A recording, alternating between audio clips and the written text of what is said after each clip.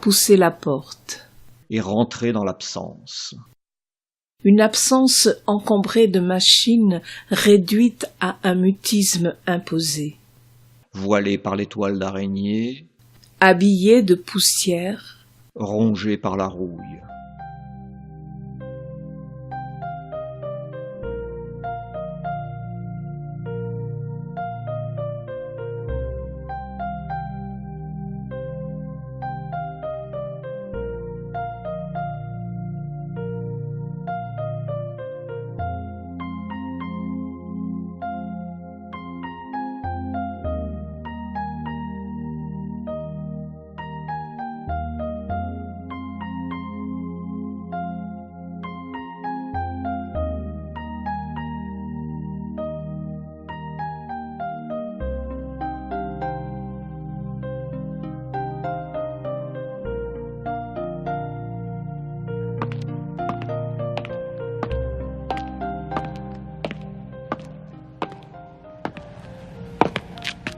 Chercher les fantômes du passé.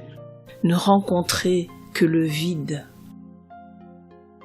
Découvrir les avaleurs de grains, pieuvres aux tentacules raides, aux gueules béantes, muselées par le silence.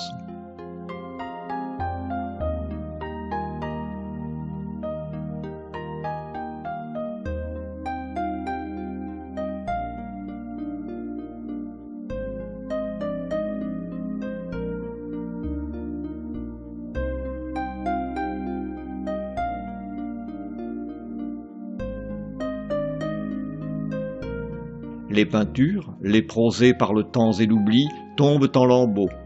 Symbole incontestable d'un abandon définitif.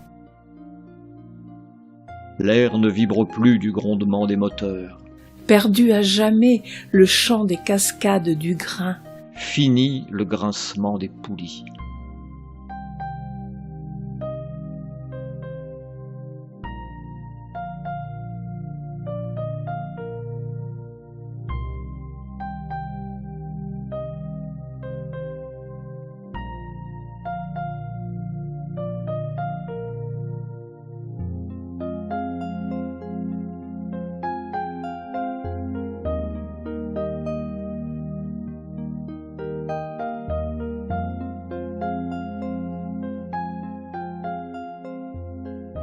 Bravant l'interdit, des ombres clandestines taguent sans bruit.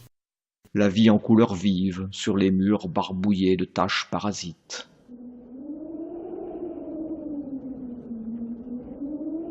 Seul, le vent des tempêtes emplit les silos de sa plainte lugubre.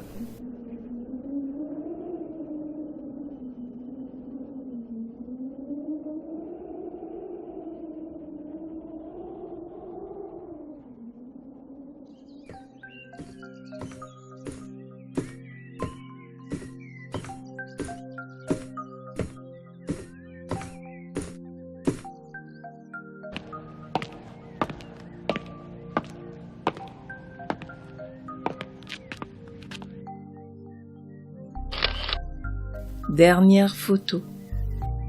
Témoin d'un patrimoine industriel appelé à disparaître.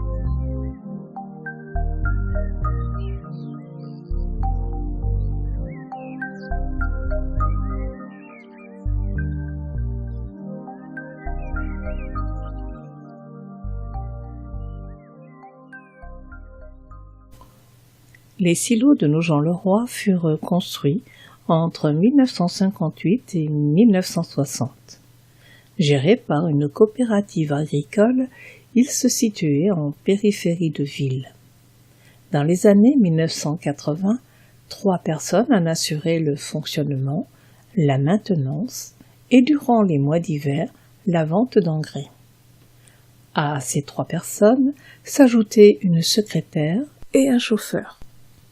Pendant les années de polyculture, les agriculteurs y stockaient des céréales, activité principale, ainsi que des petits pois, des flageolets, des févroles, du maïs et du tournesol. La culture du maïs, 1975-1980, très coûteuse à produire et à sécher, fut abandonnée. Pour exemple, le séchage demandait 31 000 litres de fioul tous les 2 jours et impliquait un travail de 24 heures sur 24 pour surveiller le séchage. 2 personnes en assuraient la bonne marche, 12 heures de jour, 12 heures de nuit.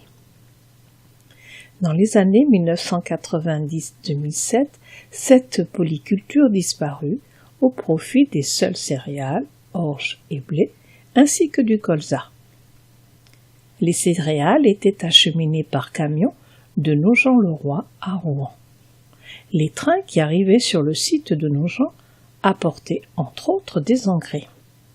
En 1972 furent reconstruits les silos de Coulon.